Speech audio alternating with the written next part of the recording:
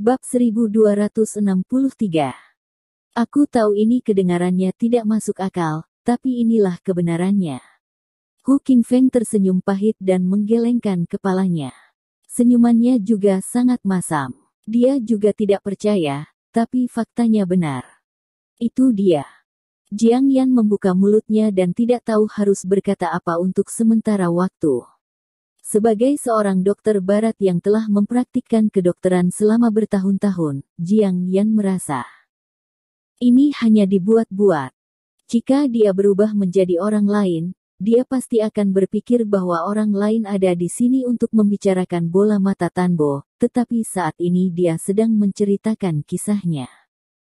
Hu Qingfeng, yang selalu tenang dan heroik, masih merupakan masalah serius. Hu Qingfeng tidak akan pernah menerima hal seperti itu.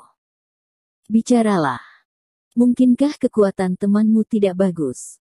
Li Zhensheng bertanya dengan curiga. Bagaimanapun, tingkat dokter di kabupaten kecil terkadang tidak begitu luar biasa.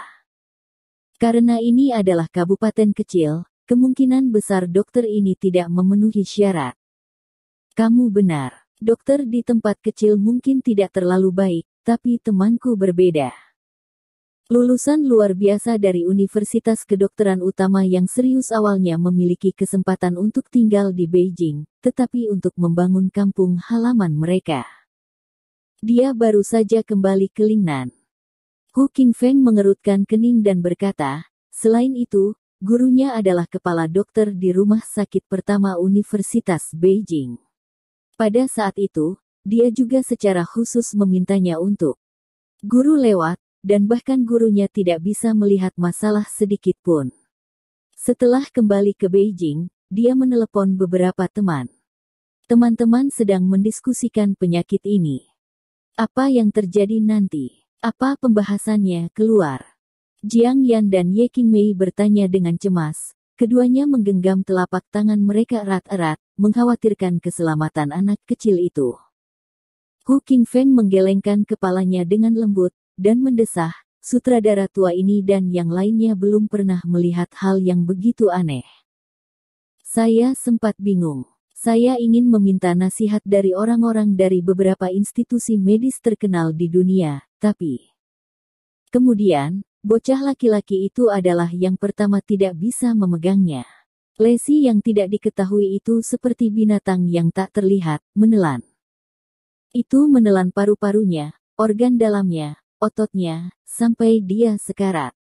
Ketika dia meninggal, seluruh tubuhnya hampir hanya ada kerangka dan sepotong kulit.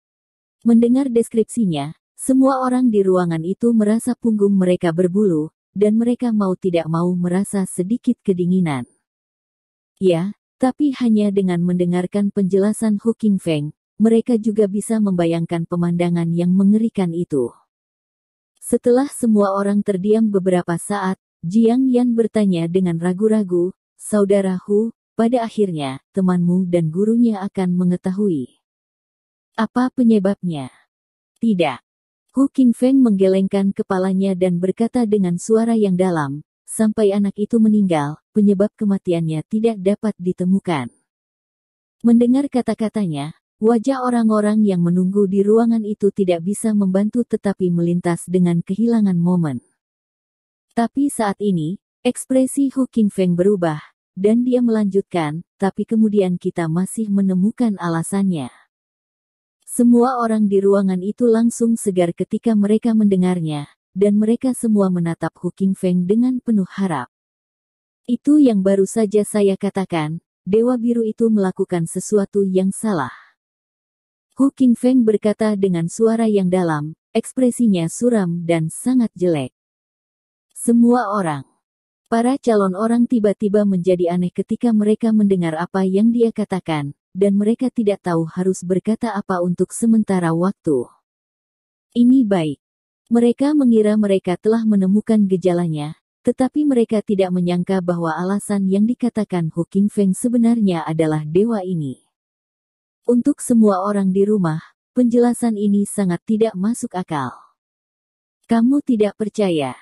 Hu Qingfeng mengerutkan kening dan berkata, faktanya, ketika penduduk desa memberi tahu saya ini pada awalnya, saya tidak percaya, tetapi langsung. Belakangan saya mendengar bahwa gadis remaja lain di desa juga menderita penyakit aneh ini. Apakah ada yang punya penyakit aneh ini? Hati Jiang Yan dan Ye Qingmei menegang, dan wajah mereka sedikit memucat. Pada saat ini, mereka akhirnya menyadari bahwa Hu Qingfeng baru saja. Ketakutan di wajah hilang, penyakit ini bisa dikatakan sebagai dewa kematian, begitu disentuh, pasti akan mati. Dan mati kesakitan karena putus asa. Ya, dan gadis kecil ini memiliki penyakit yang persis sama dengan anak laki-laki kecil ini. Hu Qingfeng berkata dengan suara yang dalam, merasa sedikit menyesal dan tidak berdaya di antara kedua alisnya. Pada akhirnya gadis kecil ini seperti anak kecil ini. Sangat mati. Mendengar kata-katanya, ekspresi semua orang tiba-tiba meredup, dan mereka menghela nafas. Istri Hu Qingfeng jelas sedikit gugup. Zhang memeluk Kai dengan kuat, wajahnya pucat, dan bahkan tubuhnya sedikit gemetar. Ekspresi Hu Qingfeng berubah ketika dia melihat keadaan istrinya. Dia buru-buru menghentikan apa yang dia katakan, lalu berbalik dan berkata kepada Lin Yu. Berkata, Jiarong, setelah itu, orang-orang di desa menyimpulkan kedua keluarga tersebut dan menemukan bahwa mereka berdua memiliki satu karakteristik. Itu karena menyinggung Dewa Salan, jadi dia dikutuk oleh Dewa Salan dan meninggal dengan tragis.